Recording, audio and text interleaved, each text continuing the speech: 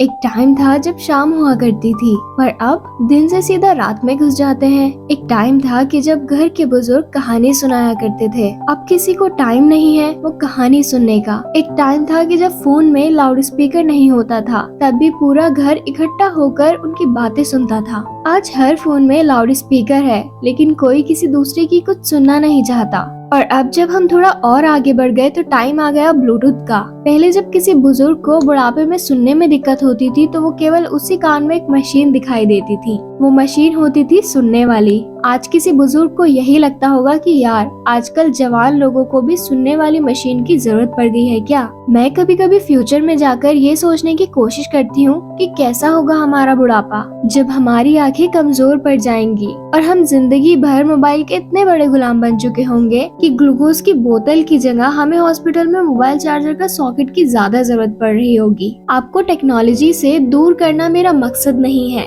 अगर आपको लगता है कि आप अपना मोबाइल को यूज करके कुछ पा रहे हो और कुछ खो नहीं रहे, तो ये टॉपिक आपके लिए नहीं है, क्योंकि तब आपको पता चल चुका है कि मोबाइल को अपने फायदे के लिए कैसे यूज करना है। लेकिन अगर आपको लगता है कि मोबाइल की वजह से आप अपनी जिंदगी में ज्यादा खो रहे हो और आप पा कम रहे हो, तो ये टॉपिक सिर्फ आपके लिए है। सोशल मीडिया पर 1000 फॉलोवर होने पर सुकून नहीं मिलता। सुकून मिलता है उस परिवार के साथ टाइम बिताकर जिसमें भले 2-3 लोग हो। पहले ना एक फोटो के लिए हम शीशे में मुंह देखकर 10 मिनट तक तैयार होते थे। अब सेल्फी से 1 मिनट में 10 फोटो ले लेते हैं। कुछ ऐसा करो लाइफ में कि खुद आपको सेल्फी लेने की जरूरत ना पड़े, दुनिया ले आपकी फोटो। हो सकता है कि ये सुनकर आपको बुरा लगा हो, लेकिन मैं चाहती हूँ कि आपको बुरा लगे। सेल्फी वालों, एक दिन इस दुनिया से सबको जाना है, लेकिन ऊपर वाला ना करे कि जब आप इस दुनिया से चले जाओ तो कहीं ऐसा ना हो कि आपके जाने के बाद आपके बैठक में जो तस्वीर लगे वो कहीं आपकी सेल्फी ना हो,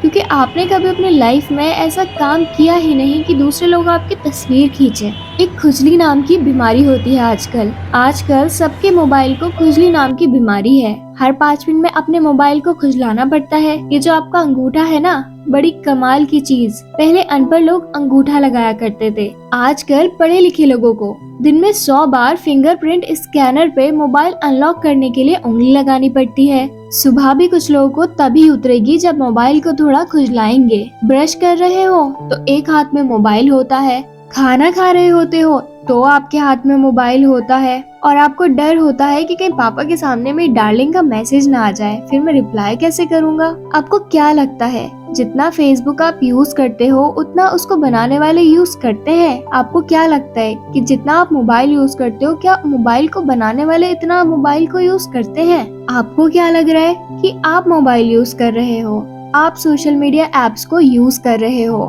लेकिन भाई आप उन एप्स को यूज नहीं कर रहे, वो एप्स, वो मोबाइल आपको यूज कर रहा है। अगर आपको बिल्कुल समझ नहीं है तो आप अपने ब्राउजर में कुछ भी सर्च करके देखो, आपकी हर ऐप में, हर ब्राउजिंग सेशन में 10-20 दिन तक उसी आइटम का एडवर्टाइजमेंट आएगा जो कि आपने अपने मोबाइल पर एक बार सर्च करके गलती कर दी।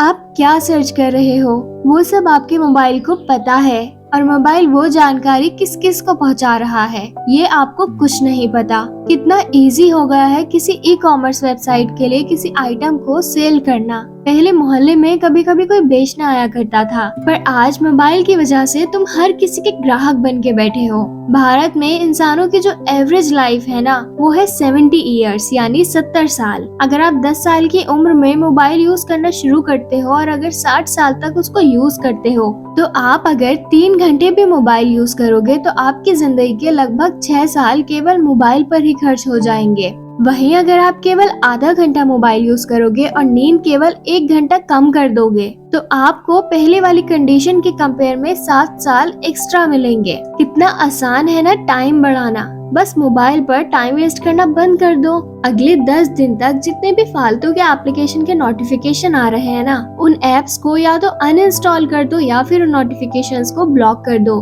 ताकि सुबह वो आपके दिमाग में कोई थॉट ना डालें, आपको फजूल खर्ची करने पर मजबूर ना करें। कोई भी प्रोडक्ट देखकर आपके दिमाग में ख्याल ना आए कि यार आज नहीं है तो कल जरूरत पड़ेगी, खरीद ही लेता हूँ। आपके पैसे ऐसे बर्बाद होने से बच सकते हैं। आपके पास जितनी भी फालतू की ईमेल्स आ रही हैं, उन सब का न्यूज़लेटर अनसब्सक्राइब कर दो। अगले 10 दिन में ये ऑब्जर्व करो कि दिन के शुरुआती 2 घंटे में तुम किस तरह से मोबाइल से टाइम वेस्ट कर रहे हो, और फिर उन चीजों को भी ब्लॉक कर दो। 10 दिन बाद आप देखना आपके पास कितना एक्स्ट्रा टाइम निकल कर आ गया, कितनी लाइफ आपकी मैनेज हो गई है, कितना ज्यादा आपका फोकस आपके काम पर बढ़ गया है और आप डिस्ट्रैक्ट कितने कम होने लगे हो।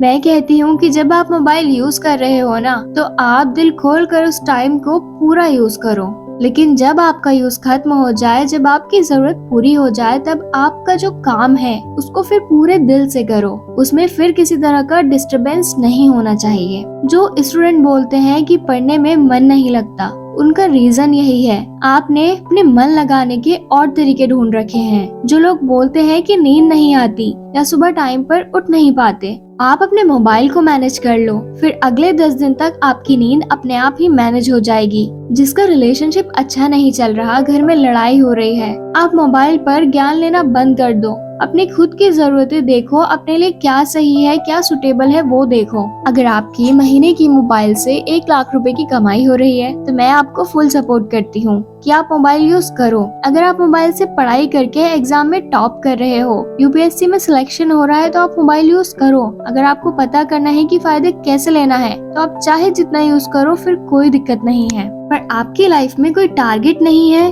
कभी गेम खेल रहे हो, कभी फालतू के स्टेटस बदल रहे हो, कभी डीपी बदल रहे हो, उससे क्या मिलेगा यार, ये सोचो। आप सबसे बड़े बेवकूफ बन रहे हो, आप अपना टाइम वेस्ट कर रहे हो। इसलिए अगर मोबाइल आपको कोई फायदा दे रहा है तो उसका यूज जरूर करो, पर अगर वो आपको कोई फायदा नहीं दे रहा तो आप उसका यूज करना छोड़ दो और फोकस करो उस चीज पर जो आपको फायदा दे सके, जो आपको जिंदगी में आगे कामयाबी दिलाने में मदद करे, जो चीज आपको कामयाबी दिला सके। अगर आपको मेरी ये बातें अच्छी लगी हैं तो आप इसे आगे शेयर जरूर कीजिएगा अपनी फैमिली एंड फ्रेंड्स के साथ। हो सकता है जिसको आप शेयर करें उसके आगे ना बढ़ पाने का कारण मोबाइल ही हो, और हो सकता है कि इसे सुनने के बाद उसकी आंखें खुल जाएं और उसका फायदा हो जाए। एक बार सोचो और कुछ ऐसा करो कि दुनिया में और देश में आपका नाम हो जाए, लोग देखें आपको और कहें कि क्या बंदा है, क्या काम किया है, इसने कितनी मेहनत की है। मोबाइल को यूज करना सीखो, ना कि सिर्फ चलाना।